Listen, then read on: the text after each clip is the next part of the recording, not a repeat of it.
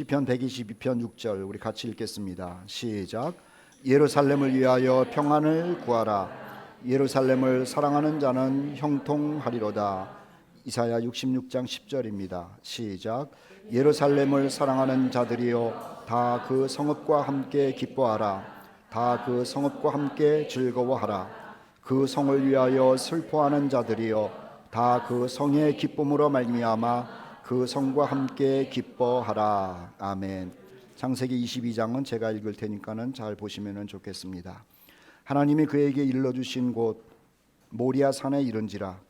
이에 아브라함이 그곳에 제단을 쌓고 나무를 벌려놓고 그의 아들 이삭을 결박하여 제단 나무 위에 놓고 손을 내밀어 칼을 잡고 그 아들을 잡으려 하니 여호와의 사자가 하늘에서부터 그를 불러 이르시되 아브라함아 아브라함아 하시는지라.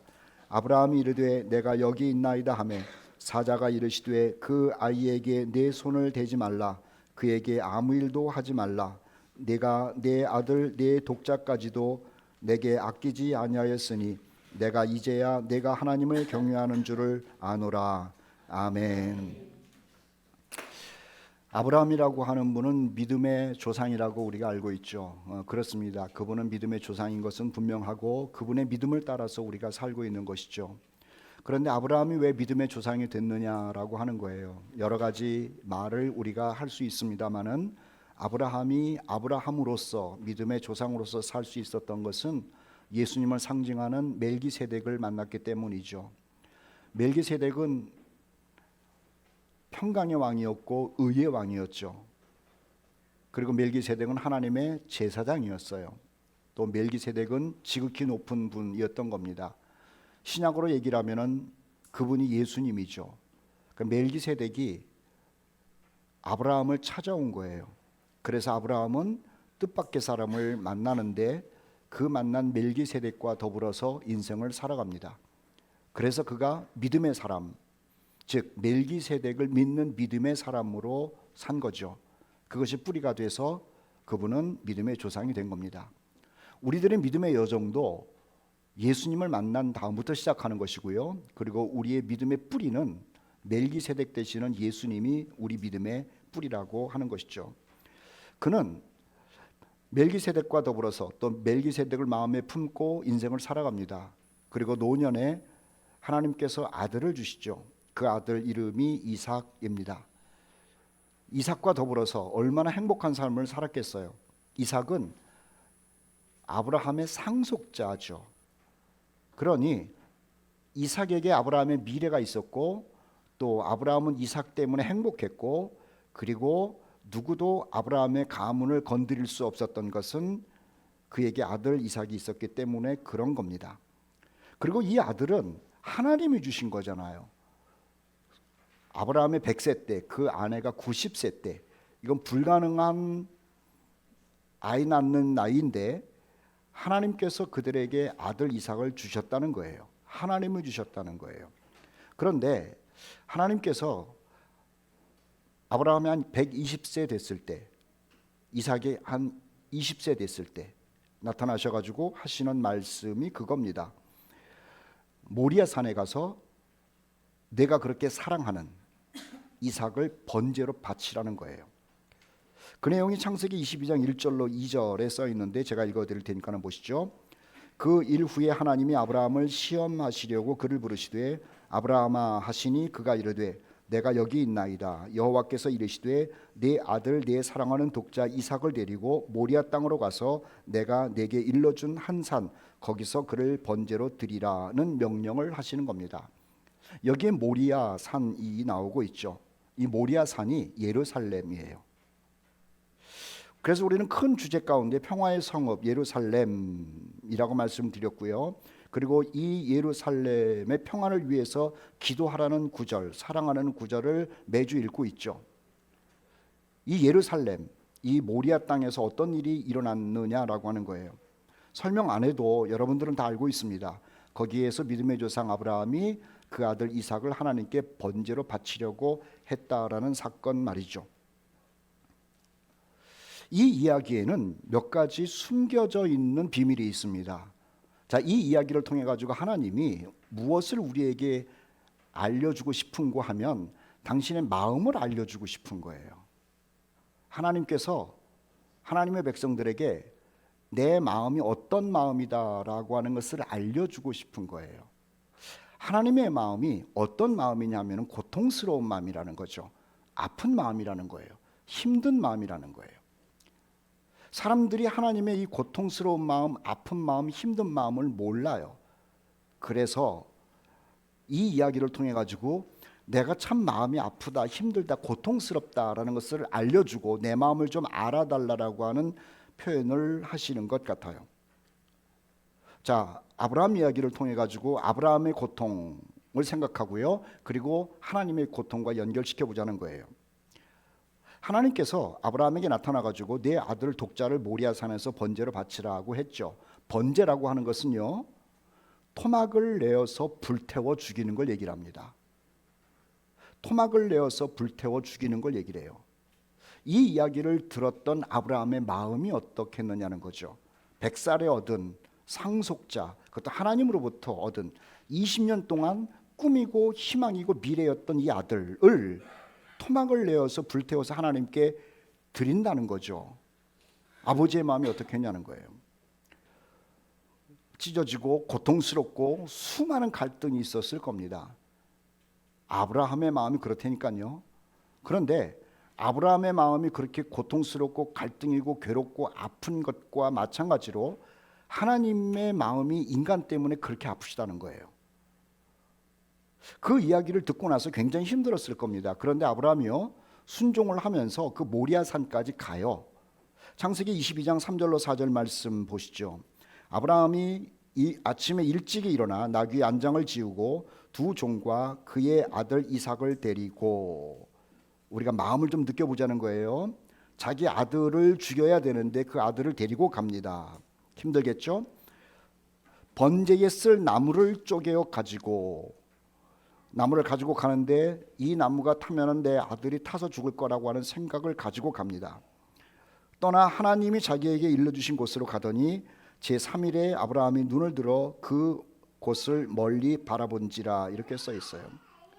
자, 집에서부터 브엘세바부터 모리아 땅까지, 예루살렘 땅까지 가는 길이 3일 길이라고 그래요. 그런데 이 3일 길 동안 얼마나 많은 생각을 했겠어요.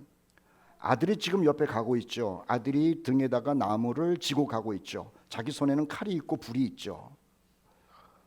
3일을 걸어가면서 내가 쥐고 있는 칼로 내 아들을 죽일 거고, 또 내 아들이 지고 가는 나무를 불을 떼서 지고 가는 저 이삭을 눕혀서 거기다가 태워 죽일 거고, 3일 동안 수많은 생각을 하는 겁니다.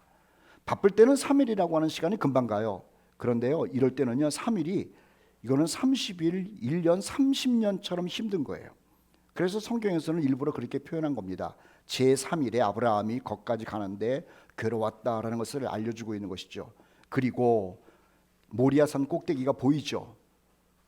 그 볼 때에 얼마나 아브라함의 마음이 괴로웠겠느냐라고 하는 거예요. 우리는 아브라함이 이삭을 데리고 가서 번제로 바치는 이 이야기 가운데 아브라함의 찢어지는 그 마음을 헤아리고 있어야 되는 거예요. 아브라함은 믿음의 사람이고 믿음이 대단한 사람이니까 그까짓 것 좀 못하겠어, 그런 게 아니죠. 입장을 바꿔놓고 생각하면 굉장히 힘든 시간을 보내고 있는 거죠. 3일 동안 그랬답니다. 그리고 저 멀리 보리아산을 한참 바라보다가 또 올라가죠. 나이가 120세가 된 할아버지가 젊은 아들을 데리고 올라가요. 창세기 22장 6절로 8절 말씀 보시죠. 아브라함이 이에 번제나무를 가져다가 그의 아들 이삭에게 지우고 자기는 불과 칼을 손에 들고, 아버지로서 할 일이 아닌 겁니다. 어쨌든 두 사람이 동행하더니 그 다음에 더 고통스러운 소리를 듣습니다. 이삭이 그 아버지 아브라함에게 말하여 이르되 내 아버지여 하니, 그가 이르되 내 아들아 내가 여기 있노라. 이삭이 이르되 불과 나무는 있거니와 번제할 어린 양은 어디 있나이까. 참 고통스러운 질문을 하는 겁니다. 지금 아브라함은 아들을 죽여야 된다는 것 때문에요, 마음이 산란해요. 정신이 없어요. 이게 진짜 하나님의 음성인가라고 하는 의심까지 들을 정도예요. 그런데 거기다가 아들이 질문하기를 불과 나무는 있는데 번제할 어린 양은 어디 있냐고 할 때에 아브라함의 마음이 얼마나 찢어지는 마음이었겠느냐라고 하는 거예요. 아브라함이 이르되 내 아들아 번제할 어린 양은 하나님의 자기를 위하여 친히 준비하시리라 하고 두 사람이 함께 나아갑니다마는 철없는 이삭은 기쁜 마음으로 하나님이 어린 양을 준비할 것을 믿는 마음으로 갔을지 모르지만 아브라함은 그 어린 양이 바로 너다라는 생각으로 갔으니 두 사람이 함께 가는 그 걸음걸이가 달랐을 거라는 겁니다. 우리는 지금 무슨 이야기를 하고 있느냐면 아브라함의 마음이 찢어지고 있다는 거예요. 아들을 죽여야 되니까 고통스럽다는 거죠. 계속 읽을게요. 창세기 22장 9절로 10절.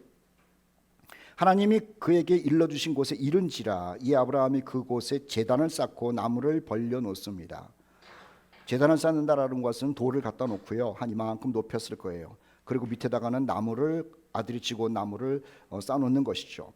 그리고 그의 아들 이삭을 결박하여 아들을 죽이기 위해서 묶었답니다. 계속 우리 하나님의 마음, 아브라함의 마음을 생각해 보자는 거예요. 제단 나무 위에 놓고 손을 내밀어 칼을 잡고 그 아들을 잡으려고 했다라는 거죠. 아들을 죽이는 아버지의 마음을 지금 우리는 생각하자는 거예요. 아들을 죽이는 아버지의 마음을 생각하자는 거예요. 어디에서 이 일이 벌어지는 줄 아세요? 모리아산에서 벌어지죠. 모리아산은 우리의 주제로 얘기를 하면 예루살렘에서 지금 이 일이 벌어지는 거예요. 예루살렘의 아브라함이 예루살렘에서 자기 아들을 죽이는 그 심정을 생각하자는 거예요. 그런데 이 이야기는 여기서 끝나는 것이 아니라 신약 시대의 예루살렘으로 옮겨져 가는 겁니다. 하나님이 자기 아들 예수를 죽이잖아요. 그래서 제가 시작할 때 말씀드리기를 이 이야기를 통해 가지고 하나님의 마음을 헤아리자는 거예요. 그리고 하나님은 내가 이렇게 힘들고 고통스럽고 쓰라린 마음을 가지고 있다는 것을 우리에게 알려주는 스토리죠. 이사야 53장 6절 말씀에 보니까는 하나님께서 하신 일이 이렇게 써 있습니다. 여호와께서는 우리 모두의 죄악을 그에게, 당신의 아들에게 담당시키셨다라고 하는 거예요. 자기 아들을 죄인을 만드는 겁니다. 살인죄를 만들고 간음죄인을 만들고 도둑질한 죄인을 만들고 우상숭배한 죄인을 만들고 파렴치한 죄인을 만드는 겁니다. 누가? 하나님의 당신의 아들을. 수월한 게 아니죠. 하나님의 마음이 고통이고 괴로운 것이고 미치도록 힘들다라고 하는 거예요. 그것을 사람들이 좀 알아달라는 거예요. 이사야 53장 10절 말씀에 이렇게 써 있습니다. 여호와께서 그에게, 당신의 아들에게 상함을 받게 하시기를 원하사 질고를 당하게 하셨다는 거죠. 자기 아들을 매맞게 한 것이고 자기 아들 침뱉음 당하게 만드시고 자기 아들 머리 위에다 가시관을 뒤집어 씌는 것을 허락했다는 거예요. 그런데 이게 수월한 허락이냐? 그게 아니라는 거죠. 하나님의 마음이 고통이었다는 거예요. 고통.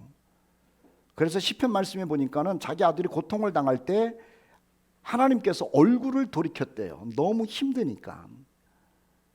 자기 아들이 가시관을 쓰고 매를 맞고 침뱉음 당하고 따귀를 맞고 그 고난을 당할 때 보는 게 너무 힘들어가지고 얼굴을 돌리셨다는 거죠. 그것이 하나님의 마음이래요.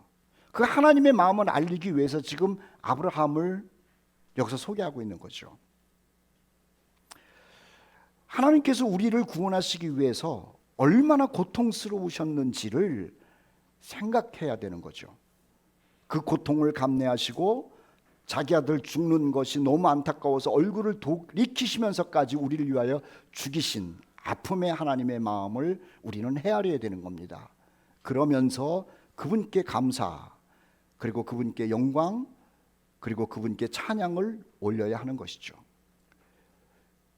두 번째, 이 본문을 통해 가지고 우리가 배울 수 있는 것은요, 이 모리아 땅 예루살렘은 순종의 모범의 장소라고 하는 거예요. 순종의 모범의 장소라고 하는 것이죠. 여기에서 두 사람의 순종이 나옵니다. 하나는 아브라함의 순종이 나오고 있고 또 하나는 이삭의 순종이 나오고 있어요. 자, 아브라함의 순종이 어떤 것인 줄 아세요? 창세기 22장 3절 말씀을 읽을 테니까는 보시죠. 아브라함이 아침에 일찍이 일어나 나귀의 안장을 지우고 두 종과 그의 아들 이삭을 데리고 번제에 쓸 나무를 쪼개어 가지고 떠나 하나님이 자기에게 일러주신 곳으로 갔다라는 말이 기록되어 있어요. 여기 아브라함의 순종의 모습이 나오고 있습니다. 하나는요, 지체하지 않는 순종을 보여주고 있죠. 지금 하나님께서 아브라함에게 내 아들을 모리아 땅에 가서 번제로 바치라고 얘기를 했을 때요, 주춤주춤 거리질 않아요. 아예 일찍이 일어나 가지고 그 곳으로 갑니다. 순종의 모범을 말씀드렸잖아요. 순종은 어떻게 한다고요? 지체하지 않는 거예요. 또 하나는 이 본문 가운데는 써 있지 않습니다만은 우리가 생각할 수 있는 게 있죠. 자기 아내 사라와 의논하지 않아요. 사라와 의논하면은요, 분명히 지체가 됩니다. 그리고 사라가 하나님의 음성을 들은 것이 아니고 아브라함만 하나님의 음성을 들었기 때문에 사라는 이 일이 귀신의 장난인지 자기 남편 아브라함이 돌아버린 사람인지 치매인지 별 생각을 다 했을 거예요. 그렇기 때문에 하나님의 음성을 듣지 않은 자기 아내와 의논하면 문제가 생긴다는 걸 안 거죠. 그래서 평생을 같이 살았던, 그리고 자기보다도 더 이삭을 사랑하는 아내였지만 그와 의논하지 않아요. 지체하지 않고요, 의논하지 않아요. 그리고요, 아브라함에게는 아들보다도 더 귀한 몸종이 있었습니다. 엘르아살이라고 하는 사람이에요. 아브라함이 없을 때 엘르아살을 상속자로 만들려고 했던 만큼 엘르아살에 대한 신임이 있었어요. 그런데 그 엘르아살도 기도를 참 많이 하는 사람이고 의리 있는 사람입니다. 그런데요, 자신의 인생의 문제, 자신의 아들을 하나님께 바치는 문제는 엘르아살과도 의논하지 않아요. 그리고 지체하지 않고 의논하지 않을 뿐만 아니라 아브라함의 순종을 보면은요, 그 순종하기 위한 준비를 잘 하더라고 하는 것이죠. 다시 창세기 22장 3절 말씀 읽을 테니까 보세요. 아침에 일찍이 일어나, 그 다음에 준비를 어떻게 하는 줄 아세요? 나귀의 안장을 지우고 두 종과 그의 아들 이삭을 데리고 번제에 쓸 나무를 쪼개어 가지고 떠나는 것이죠. 차근차근 준비한다는 겁니다. 한 가지 더, 방해할 것을 멀리해요. 순종을 하는데 방해하는 존재가 있을 것을 알고 그 방해할 존재를 떼어놔요. 창세기 22장 5절 말씀에 그 말이 기록되어 있거든요. 보실래요? 이에 아브라함이 종들에게 이르되 너희는 나귀와 함께 여기서 기다려라. 내가 아이와 함께 저기 가서 예배하고 우리가 너희에게로 돌아오리라. 이런 말이 기록되어 있죠. 자, 모리아산이 지금 저쪽에 보입니다. 그리고 아브라함과 이삭과 같이 온 두 종이 있어요. 아브라함이 지금 모리아산에 올라가서 해야 되는 일이 뭐냐면 자기 아들을 죽여서 불태워 하나님께 바쳐야 되는 거죠. 그런데 두 종이 함께 올라가면 이것을 허락하겠느냐는 거예요. 아니죠. 상속자 아닙니까? 하나님으로부터 받은 아들 아닙니까? 그리고 사람들이 아브라함은 자기 아들을 불태워 죽였다라고 한다면 그게 말이 되냐는 거예요. 이 두 종이 아브라함을 믿기는 했지만 아들을 번제로 바칠 때는요, 막을 사람이라는 거예요. 그래서 떼놓는 거죠. 다시 창세기 22장 5절 보세요. 아브라함의 종들에게 이르되 너희는 나귀와 함께 여기서 기다리라는 거예요. 그리고 내가 가서 하나님께서 주신 말씀에 순종하고 돌아온다라고 하는 이야기를 하는 거죠. 아브라함의 순종 가운데서 우리가 배울 게 바로 그 점이라는 거예요. 하나님의 음성을 들었을 때, 하나님의 말씀이 우리 가운데 들어왔을 때 지체하지 않는 겁니다. 그리고 하나님의 음성을 듣지 못한 사람과 의논하지 않는다는 거예요. 그리고 차근차근 준비를 하고요, 순종을 못하게 하는 것들과는 떨어져서 생활하는 것을 배워야 된다라고 하는 것이죠. 아브라함이 이 순종을 하는 가운데 놀라운 믿음의 행위를 하더라고 하는 거죠. 다시 창세기 22장 5절 말씀 한번 보세요. 아브라함이 종들에게 이르되 너희는 나귀와 함께 여기서 기다려라. 자기는 순종하고 돌아올 거라는 거예요. 그런데 그 다음 말이 우리에게 놀라운 믿음의 태도를 보여주고 있어요. 이렇게 말합니다. 내가 아이와 이삭과 함께 저기 가서 예배하고 우리가 너희에게로 돌아오리라는 말이죠. 종들에게 이렇게 얘기를 해야 되는 겁니다. 내가 올라가서 제사를 드리고 돌아오리라. 그런데 내가 올라가서 하나님께 예배를 드리고 아들과 함께 돌아온대요. 우리는 여기에 신비한 믿음이 있죠. 지금 이 스토리대로라고 한다면은 두 종을 두고 저기 가서 제사를 드리고 오겠다라고 하는 것이 맞아요. 여기서 함께라는 말을 집어넣으면 안 되는 거예요. 그런데 아브라함은 분명히 이삭을 바치러 올라가면서도 신비한 믿음을 가지고 이야기를 하죠. 함께 올라갔다가 함께 내려온다는 거예요. 이것은 설명이 안 되는 믿음의 표현이죠. 아브라함 속에 있는 믿음이에요. 그런데요, 하나님의 특징이 뭔 줄 아세요? 하나님은 사람의 소리를 듣고 있다는 거예요. 그가 믿음의 말을 하는지, 불평의 말을 하는지, 의심의 말을 하는지, 확신의 말을 하는지, 투덜거리는 말을 하는지 다 듣고 계세요. 민수기 14장 28절 말씀인데 우리 같이 한번 읽어보도록 하죠. 민수기 14장 28절 시작. 여호와의 말씀에 내 삶을 두고 맹세하노라. 너희 말이 내 귀에 들린 대로 내가 너희에게 행하리니. 굉장히 중요한 말입니다. 하나님께서요, 우리 하나님의 백성들이 하는 말을 듣고 계시다는 거예요. 여러분들이 감사하면 하나님은 감사의 말을 듣고 계시고, 불평하면 불평의 말을 듣고 계세요. 누군가를 칭찬하면 칭찬의 소리를 들으시고, 나도 너를 칭찬해야겠다는 생각을 갖고 계세요. 우리가 믿음의 말을 하면은 하나님은 그 믿음대로 듣고 행하시고요, 우리가 의심의 말을 하면은 의심한 대로 행하신다는 말씀이 지금 기록되어 있는 것이죠. 이 말은요, 원래 이스라엘 백성들이 광야 생활을 하다가 가나안 땅 들어가기 전에 12사람이 정탐을 하고 오거든요. 그런데 이 정탐하고 온 사람들의 말을 듣고 나서 한 얘기예요. 12명이 갔는데 10명은 다 불평, 원망, 의심, 그리고 두 사람 여호수아와 갈렙은 믿음의 말을 한 거죠.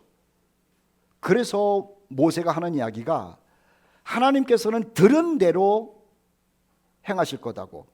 10명이 못 들어간다 그랬느냐? 들은 대로 너희들은 못 들어간다는 거예요. 여호수아와 갈렙, 하나님이 주신 가나안 땅 들어갈 수 있다고 했느냐? 하나님이 들은 대로 너희들은 뒤로 보내겠다는 거죠. 정말로 그랬습니다.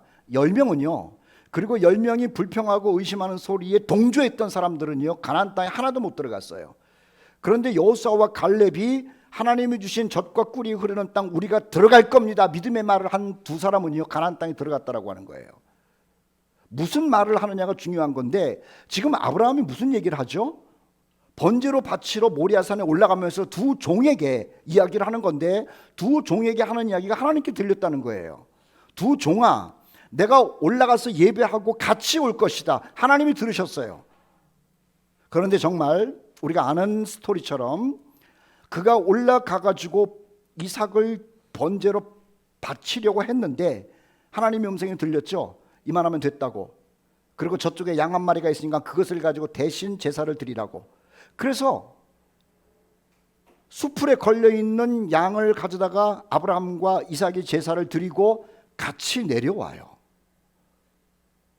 대체 이 아브라함 속에 있는 그 믿음이 뭐냐는 거예요. 언어의 믿음이 뭐냐는 것이죠.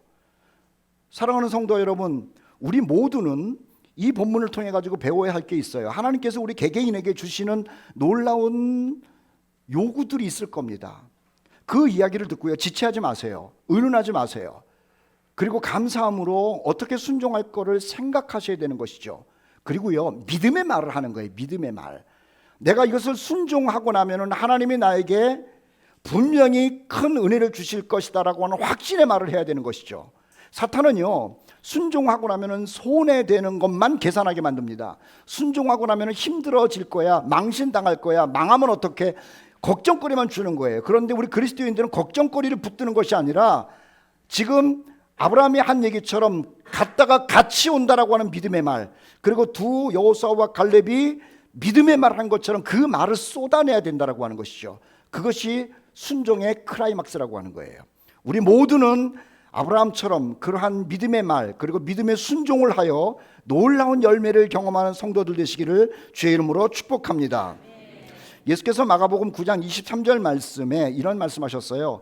하도 이런저런 얘기가 많으니까는 제자들에게 한 말입니다. 같이 한번 읽어보도록 하죠. 예수께서 우리들에게 하신 말씀으로 읽었으면 좋겠어요. 시작. 예수께서 이르시되 할 수 있거든이 무슨 말이냐? 믿는 자에게는 능히 하지 못할 일이 없느니라. 여러분, 우리가 하나님의 일, 선한 일, 하나님이 기뻐하시는 일을 한다고 한다면은요, 믿음으로 전진하면 되는 겁니다. 그러면 하나님께서 필요한 것들을 채우시고 필요한 사람을 만나게 하시는 것이고 필요한 지혜도 주시는 줄 믿습니다. 말을 잘해야 돼요. 말을 잘해야 돼요. 믿음의 말을 해야 돼요. 그 믿음의 말은요, 하나님을 믿는 순종에서 흘러나오는 말이라고 하는 것이죠. 또 하나, 우리는요, 이삭을 통해 가지고 순종을 배워야 돼요. 지금 우리는 이 순종의 모델이 어디에서 지금 벌어지고 있는지를 듣고 있죠. 모리아산 예루살렘이라고 하는 거예요. 거기에서 아브라함의 순종의 모델을 우리는 공부하고요, 지금 두 번째, 그의 아들 이삭을 통하여 순종의 모델을 지금 보고 있는 겁니다. 이삭의 입장에서는 자기 아버지가요, 오늘날로 얘기를 하면 치매 환자예요. 정신병자예요. 노망 들은 거예요. 두 번째는요, 이삭이 20살이고 자기 아버지는 120세예요. 그냥 주먹으로 한 방만 치면 아버지는 칠 수가 없겠죠. 걷어내기만 하면 120세 할아버지는요, 물러나야 되는 것이고 조금 더 힘을 가하면 모리아산에서 굴러 떨어질 수밖에 없는 나이예요. 그리고 아버지가 무슨 얘기를 하더라도 논리로서 아버지를 이길 수 있는 지식도 있고요, 말 주변도 있어요. 또 하나는요, 이삭이 무서운 겁니다. 생각해 보세요. 다른 사람이 나를 공격해도 무서운데 20년 동안 나를 사랑했던 그 아버지가 나를 죽인다고 했을 때 찾아오는 그 공포라고 하는 것은 견딜 수가 없는 거죠. 그런데 이 이삭이요, 치매 환자 같은 자기 아버지임에도 불구하고 하나님이 나를 죽이라고 했다면 내가 죽겠어라고 하면서 목숨을 내놔요. 힘으로 그냥 밀어붙이면서 도망을 갈 수 있음에도 불구하고요, 120살 먹은 노인네가 나 너 손발을 묶어야겠다라고 했을 때 손을 스스로 내놔요. 공포 속에 있음에도 불구하고 지금 그냥 죽는 게 아니고 총에 맞아 죽으면 편해요. 그보다 조금 더 아프게 죽는 건 칼에 찔려서 죽는 거고. 그런데 이것은 토막을 내서 불에 태워 죽는 거예요. 상상만 해보십시오. 이 공포 속에서요, 밀려오는 두려움이 있는데도 하나님이 나를 번제로 바치라고 했다라고 하는 아버지 말에 하나님의 말씀인 줄 알고 순종을 하더라고 하는 거예요. 창세기 22장 9절로 10절 말씀 다시 보시죠. 하나님이 그에게 일러주신 곳에 이른지라 이에 아브라함이 그 곳에 제단을 쌓고 나무를 벌려 그의 아들 이삭을 결박합니다. 묶는다는 거예요. 어떻게 묶도록 뒀느냐 궁금하지 않으세요? 저는 할 말이 많을 것 같아요. 아버지는 지금 귀신의 소리를 들은 겁니다. 내가 논리적으로 얘기를 할까요? 하나님께서 나를 상속자로 보냈다고 아버지가 얘기를 하지 않았어요. 그런데 지금 보낸 하나님한테 바친다는 게 말이 됩니까? 하나님이 너를 죽이라고 그랬다. 아버지, 그거는요, 지금 노방 들어서 그런 거예요. 어머니랑 얘기해 봤습니까? 물어볼 수 있잖아요. 아버지가 뭐라 그러면은요, 아버지, 나는 아버지를 위해서, 우리 가문을 위해서 절대로 죽을 수가 없습니다라고 하면서 도망을 갈 수 있잖아요. 할 말도 많고 도망갈 능력도 있고 힘도 있고 그래요. 그리고 무서움을 벗어날 수도 있어요. 그런데 아버지가 하나님이 너를 바치라고 했다라는 말에 나에게도 하는 말인 줄 알고요, 묵묵히 결박을 당합니다. 저는 상상해 봤어요. 제단을 올려놨단 말입니다, 돌로. 그런데 손발을 묶은 아들을 어떻게 들어서 제단 위에다가 올려놨을까? 20살 먹은 아이를요, 아이가 아니죠, 청년이에요. 그것도 120살 먹은 할아버지가 들을 수 있어요? 못 들어요. 아브라함이 묶었을 때 제 생각입니다마는 이삭이 그랬을 것 같아요. 아버지, 발은 나중에 묶으라고. 내가 겨 올라갈 테니까. 그게 이삭이었던 것 같아요. 창세기 22장 9절로 10절 마지막 부분입니다. 그의 아들 이삭을 결박하여 제단 나무 위에 놓고 손을 내밀어 칼을 잡고 그 아들을 잡으려고 했다는 거죠. 여러분, 순종이라는 것은요, 힘이 없어가지고 순종하는 것은 순종이라고 그러지 않아요. 이건 굴종이라고 그래요. 어떤 사람은요, 힘이 없는데 할 수 없이 그냥 이 말을 들어야 되니까는 들으면서 나는 순종했다고 그러는데 그건 순종이 아니에요. 굴종이에요. 비겁함이에요. 순종은요, 힘 있는 사람이 자기의 힘을 내려놓고 따르는 것을 순종과 복종이라고 얘기를 하는 거죠. 아브라함이 하는 것, 이삭이 하는 것을 순종이라고 말하는 이유가 그건 거예요. 힘이 있어요. 논리도 있다니까요. 합당한 말을 할 수도 있어요. 그러나 그 모든 것을 내려놓고 묶여서 제단 위에 누워서 죽을 준비를 하고 있기 때문에 이삭을 순종의 모델이라고 얘기를 하는 거예요. 열왕기하 5장 말씀에 보면은 아람의 군대 장관 나만 이야기가 나오는데요. 나만이 문둥병 걸렸던 사람이라는 걸 알고 계시죠? 이 나만이 문둥병을 고치러 이스라엘 땅에 와가지고 엘리사 선지자를 만납니다. 그런데 엘리사가 하는 이야기가 요단강에 가가지고 7번 목욕하면은 네 문둥병이 날 거다, 이런 얘기를 하는 거예요. 그런데요, 그 말이 논리적으로 맞지가 않는 거예요. 상식적으로 맞지가 않는 거예요. 그래서 이 나만이 하는 이야기가 참 타당한 이야기를 합니다. 열왕기하 5장 12절인데요. 이거 나만 장군이 하는 얘기예요. 다메섹 강 아바나와 바르발은 이스라엘 모든 강물보다 낫지 아니하냐. 내가 거기서 몸을 씻으면 깨끗하게 되지 아니하랴는 얘기를 해요. 요단강은요, 개울물이에요. 개울물. 저기 문현동 그쪽에 가면은요, 동천이 있어요. 동천. 요즘은 물이 많지만은 그 물도 없는 아직 그런 강이었대요. 강이 아니지, 개울이지. 그런 거예요, 요단강이. 거기서 씻으면 난다라는 게 상상이나 가냐고요. 기왕이면은 낙동강 가가지고 목욕을 해야지 기적이라도 일어나든지, 낙동강보다도 한강을 가가지고 한다든지, 아니면은 루비콘 강이라도 가가지고 해야지 폼이라도 나고 그럴 텐데, 이건 무슨 뭐 개울물 요단강에 가가지고 7번 목욕을 하라고 하니 상식에 맞진 않는 거죠. 그런데요, 순종은 상식을 가지고 결정하는 게 아닙니다. 순종은 믿음 가지고 결정하는 거예요. 그 좋은 강에 들어간 것이 아니라 하나님의 말씀을 듣고 요단강에 들어갔더니 나만 장군이 문둥병이 깨끗해졌다는 것 아닙니까? 우리는 이 모리아산에서 무슨 일이 벌어졌느냐, 놀라운 순종이 벌어지고 있다는 것을 지금 보는 거예요. 아브라함의 위대한 순종, 그리고 힘있고 능력있고 논리가 있는 이삭의 위대한 순종을 보고 있는 거죠. 우리는 이 예루살렘 모리아산을 생각하면서 무엇을 배워야 되는 줄 아세요?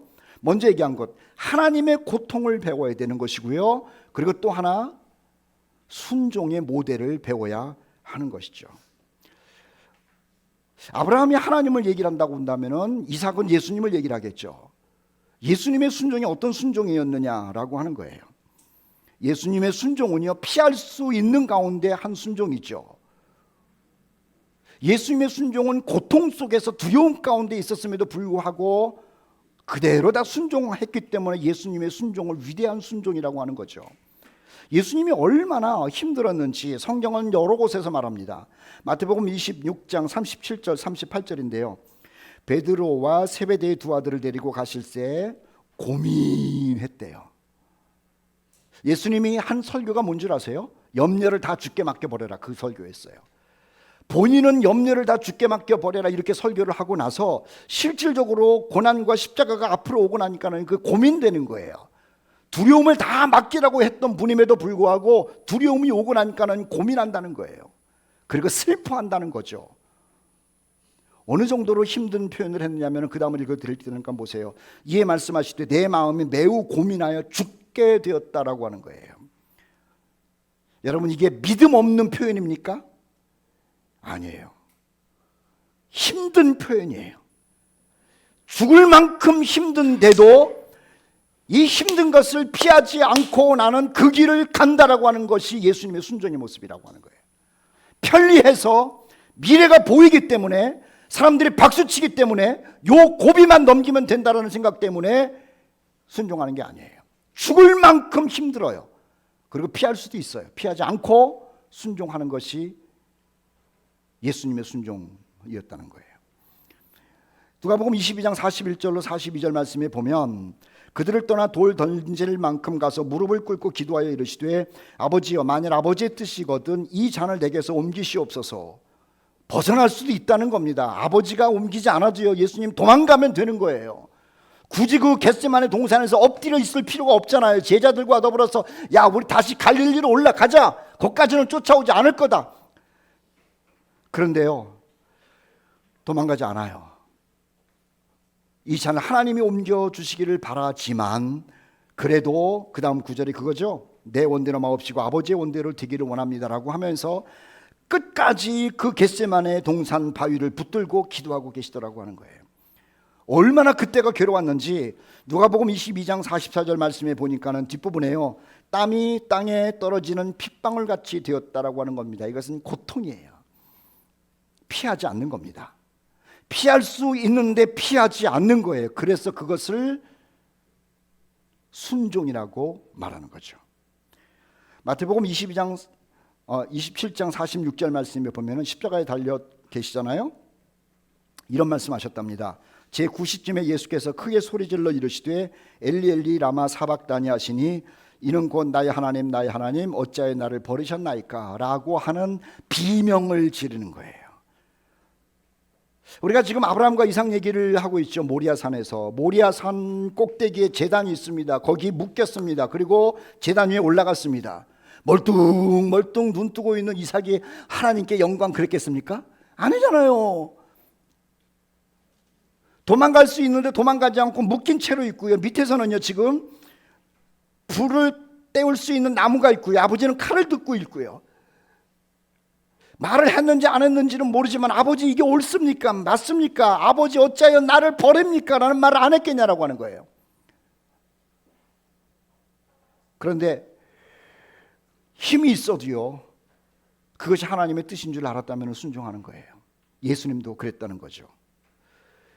고통, 손해, 비방, 두려움, 이해가 되지 않는 것, 벗어날 수 있는 힘. 그런데 순종은요 이 모든 것들을 알매도 불구하고 다 내려놓고 명령을 따르는 것을 순종이라고 그래요. 그래서 이것을 한국말로는 더 강력하게 표현을 하죠. 순종이라는 말 대신 복종이라는 말을 사용합니다. 빌립보서 2장 8절 말씀 우리 같이 한번 읽어보도록 하죠. 빌립보서 2장 8절 시작. 자기를 낮추시고 죽기까지 복종하셨으니 곧 십자가의 죽으심이라 이렇게 말하는 거예요. 순종이라는 말과 복종이라는 말이 같은 말인데 오베이 같은 말인데 한국 성경에서는요 더 강조를 한 것 같아요.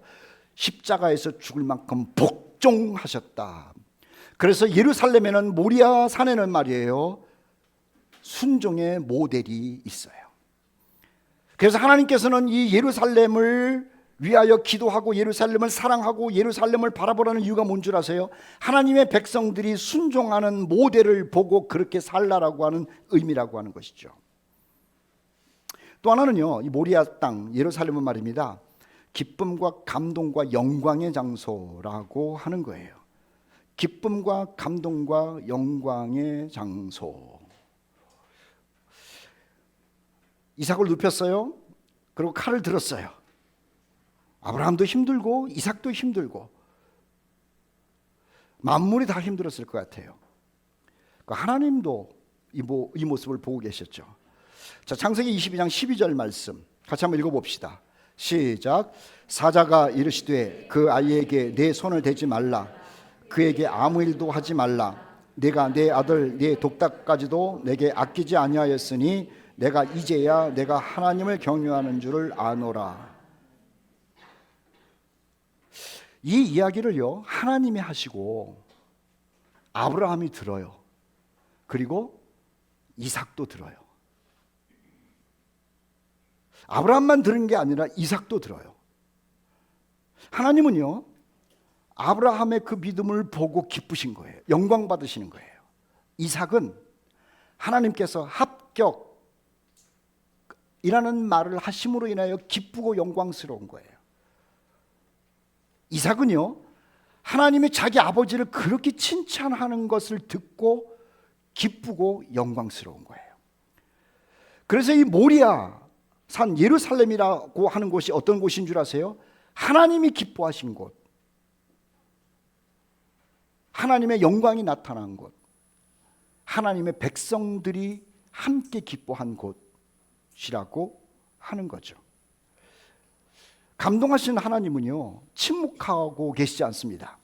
다시요, 감동하신 하나님은 그냥 입 딱 찢는 분이 아니에요. 감동하신 하나님은 반드시 더 큰 은혜를 주시죠. 창세기 22장 17절로 18절 말씀인데, 이 말씀을 읽을 때도요, 하나님이 하시는 것이고 아브라함이 듣고 또 누가 듣는다고요? 아브라함의 아들 이삭이 같이 들어요. 이 놀라운 영광과 기쁨과 그리고 충만함이 넘쳐나는 분위기 속에서 들리는 이야기를 한번 보세요. 내가 네게 큰 복을 주고 네 씨가 크게 번성하여 하늘의 별과 같고 바닷가의 모래와 같게 하리니 네 씨가 그 대적의 성문을 차지하리라. 또 네 씨로 말미암아 천하 만민이 복을 받으리니 이는 내가 나의 말을 준행하였음이니라. 이 영광스러움을 한번 상상해 보십시오.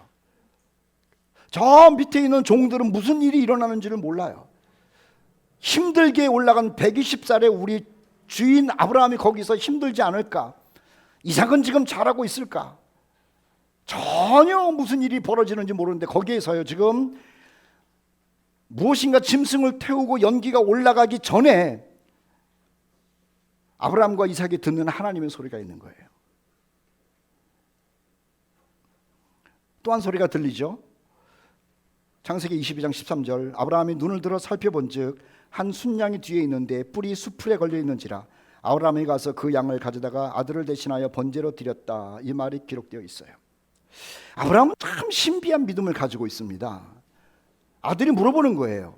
번제할 양도 있고 불도 있는데 어린 양은 어디 있습니까?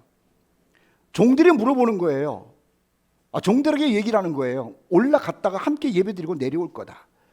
대체 이 안에 어떤 믿음이 있길래 어린 양은 하나님이 준비한다는 말을 했고 어떤 믿음이 있길래 같이 갔다가 같이 내려올 거라는 말을 했냐는 거예요. 양을 봤죠. 그리고 그 양을 자기가 말한 것처럼 이삭이 들은 것처럼 하나님이 준비한 제물이었어요. 그것을 가져다가 번제로 하나님께 바칩니다. 저는 이 그림을 보면서요, 아브라함의 마음이 어땠을까? 그리고 이삭의 마음이 어땠을까? 하나님의 마음이 어땠을까? 그리고 저 밑에 있는 두 종의 마음은 어땠을까? 하나님은요, 지금 순종하는 아브라함, 그리고 힘이 있음에도 불구하고 아버지의 말을 듣고 하나님의 뜻인 줄 알고 순종하는 이 이삭을 보고 너무 행복하셔가지고요, 아버지와 아들에게 똑같이 얘기하는 거예요. 내가 내 믿음을 합격했다고 인정하고 네 후손으로 인하여 엄청난 축복을 줄 것이다 는 말을 하는 거예요. 아브라함이 감동이죠. 이삭도 감동인 거예요. 그런데 저 밑에 있는 종들은 몰라요. 그리스도인들은 말입니다, 하나님의 음성을 듣고 하나님의 말씀대로 살면서 그 말씀을 하신 분에게 순종하면서 누리는 자기만의 간증이 있어요. 자기만의 기쁨이 있어요. 자기만의 영광이 있어요. 자기만의 충만함이 있어요. 그것을 아무도 몰라요.